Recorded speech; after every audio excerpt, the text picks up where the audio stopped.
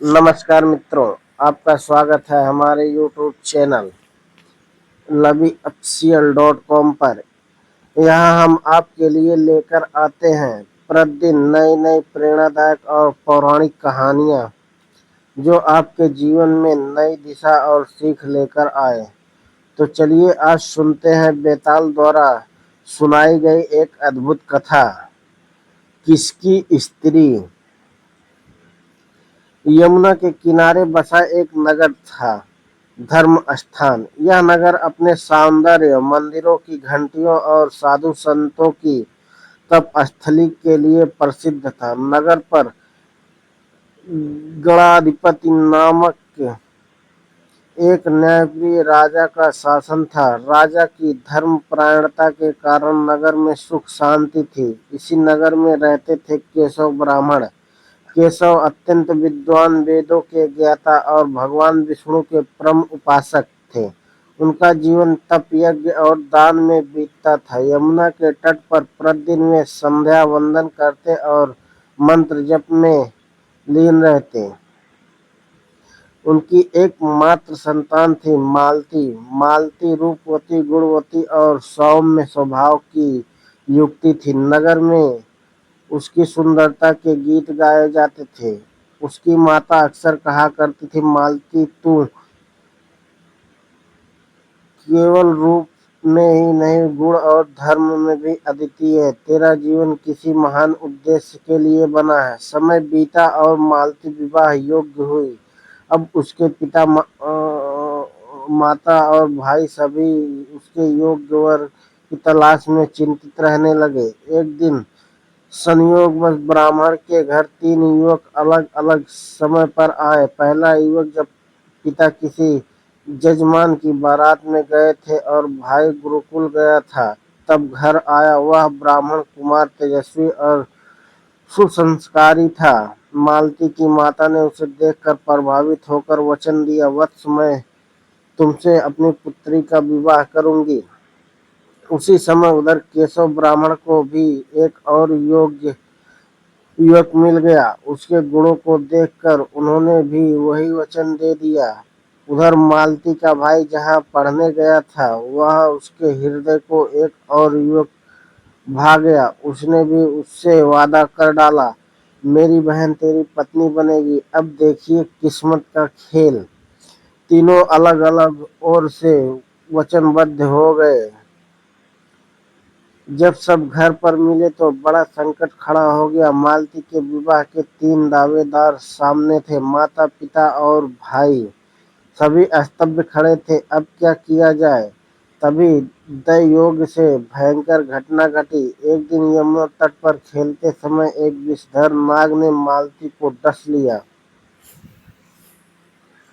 उसके प्राण क्षणों में उड़ गए। पूरा परिवार विलाप से गूंज उठा। पिता ने झाड़ फूंक करवाई, भाई ने वैद्य बुलवाए। तीनों वरों ने अलग अलग उपाय किए पर सब व्यर्थ रहा। मालती निष्प्राण हो गई। सभी ने आंसुओं के बीच मालती की चिता सजाई। शंख घंटिया की ध्वनि के बीच मंत्र पढ़े गए। माता बाप की आंखों से अश्रुधारा बह रही थी।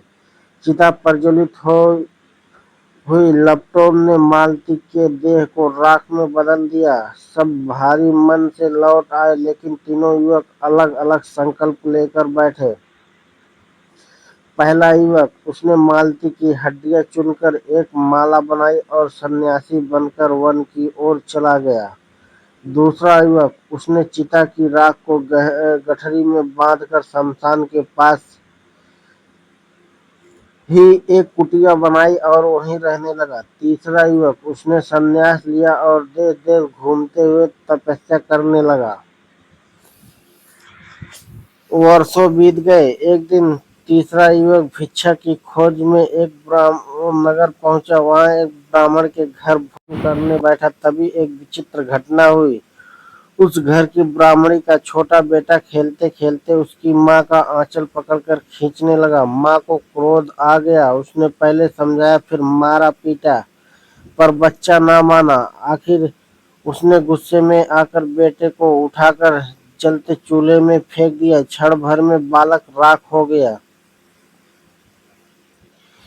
युवक ने यह दृश्य देखकर घृणा से कहा, इस घर में मैं अन्न का एक दाना भी ग्रहण नहीं करूंगा। जहाँ इतनी क्रूर नारी हो वहाँ भोजन करना अधर्म है। लेकिन तभी ब्राह्मण भीतर गया, संजीवनी विद्या की पोथी निकाली और मंत्र पढ़ा। वह जला हुआ बालक फिर से जीवित हो उठा। यह देखकर युवक चकित रह गया।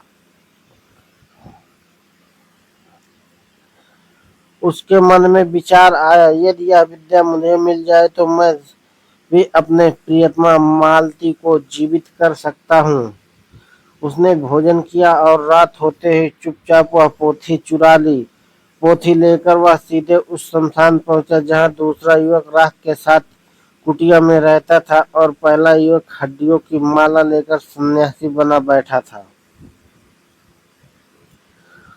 उसने कहा, भाइयों, अब समय आ गया है। देखो, मेरे पास संजीवनी विद्या है। यदि तुम अपनी राख और हड्डियां दे दो तो मैं मालती को फिर से जीवित कर दूंगा।